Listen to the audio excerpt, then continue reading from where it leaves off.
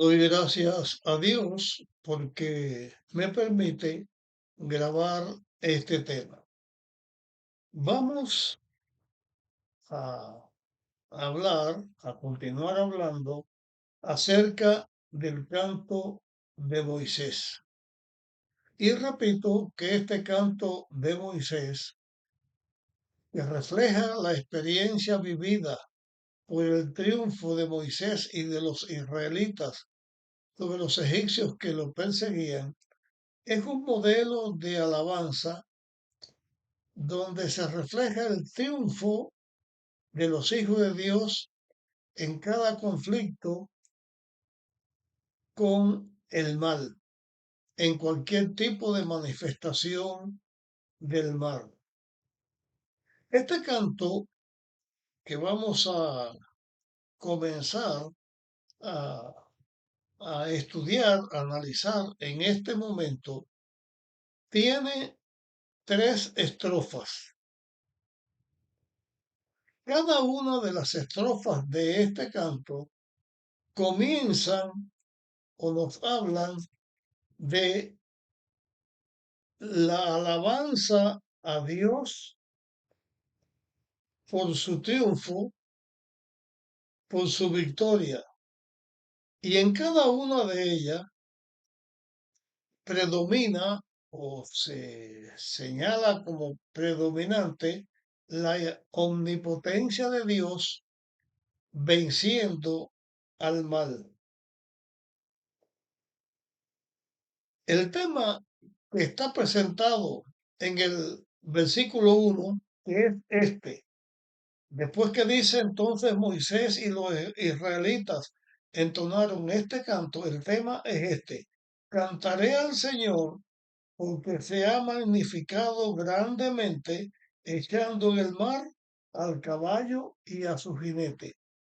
Esta declaración del canto, esta primera parte que se dice, es como un coro, como un estribillo que se repite al final del canto y también se repite al final de cada una de las estrofas. Es la parte que María cantó con las mujeres israelitas.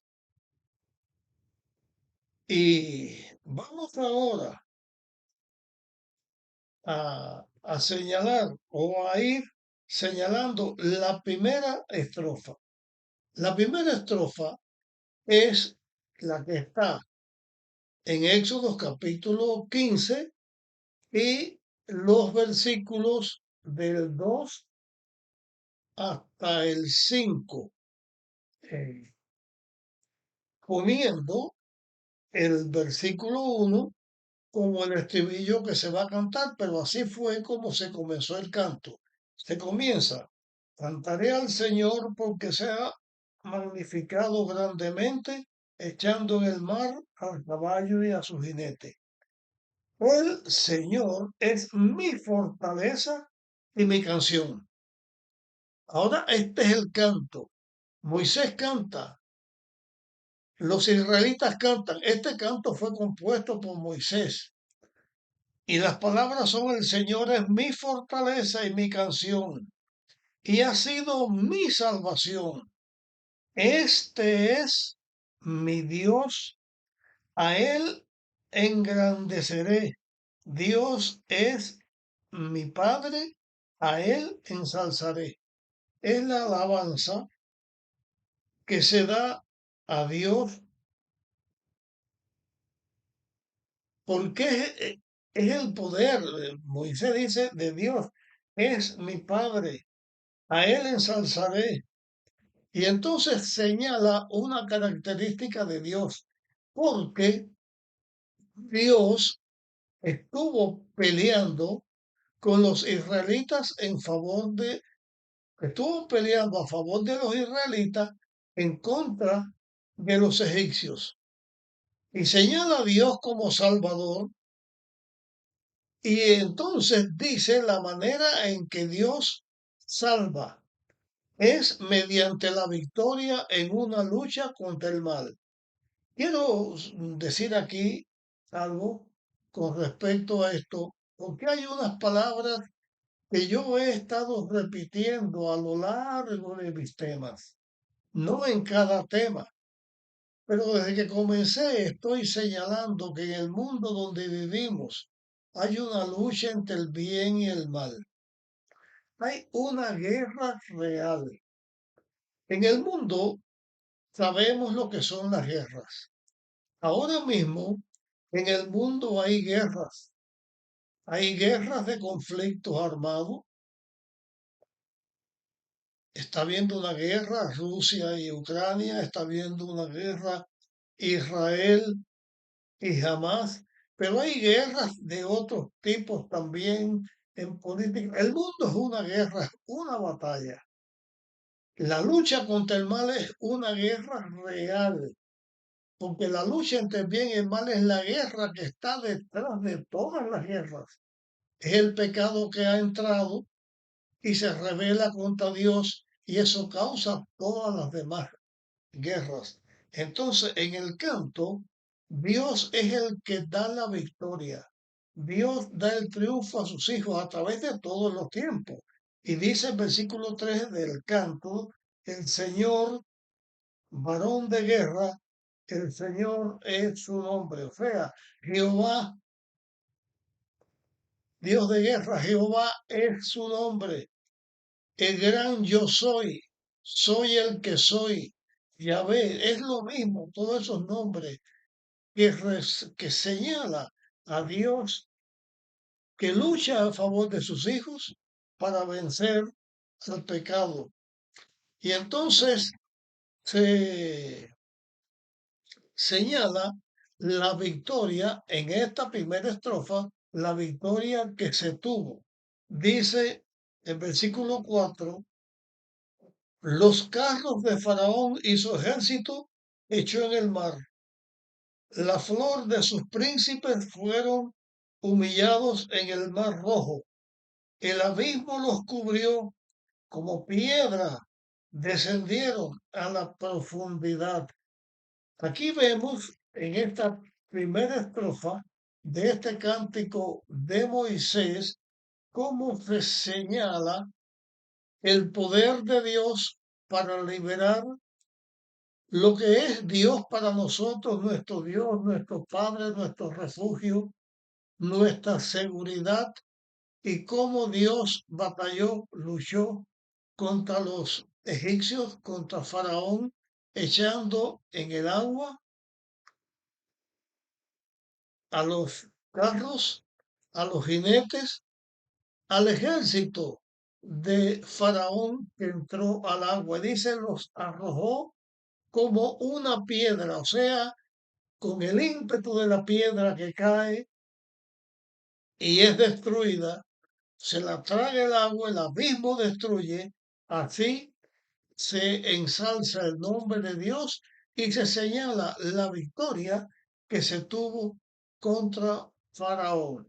Ahora comienza la segunda estrofa, pero antes de comenzar la segunda estrofa, vamos entonces a mirar aquí, dar un saltito al versículo 20 de Éxodo 15, porque aquí interviene María con las demás mujeres.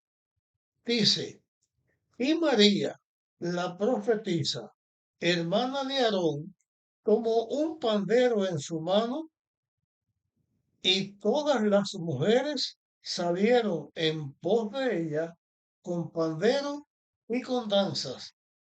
Y María les respondía, cantad al Señor, porque es, porque en extremo se ha engrandecido, echando en el mar al caballo y al jinete. Se ensalza a Dios porque se ha engrandecido. Esta es la primera estrofa, este es el coro o el estribillo de este canto de Moisés. Ahora vamos a comenzar a leer la segunda estrofa, que esta segunda estrofa está señalada del versículo 6 y termina en el versículo 11. Dice, tu diestra, Señor, ha sido magnificada en fortaleza. Tu diestra, Señor, ha quebrantado al enemigo.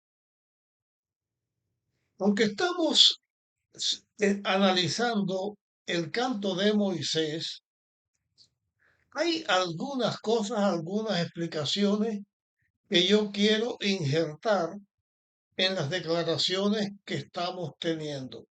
Y aquí hay una de ellas, porque tiene un significado en la Biblia.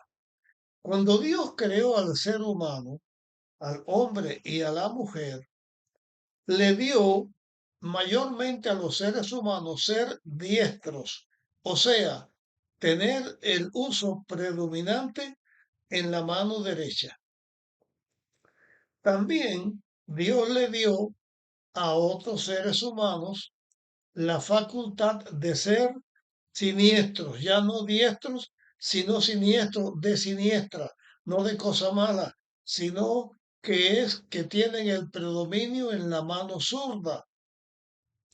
Y Dios también hizo seres humanos con la facultad de ser ambidextros, o sea, que pueden manejar lo mismo la mano derecha como que la mano zurda. Pero en toda la Biblia se enseña que cuando Dios va a hablar de una manera positiva o para bien, utiliza la mano derecha. Y cuando va a hablar de una manera negativa o para mal, utiliza la mano izquierda.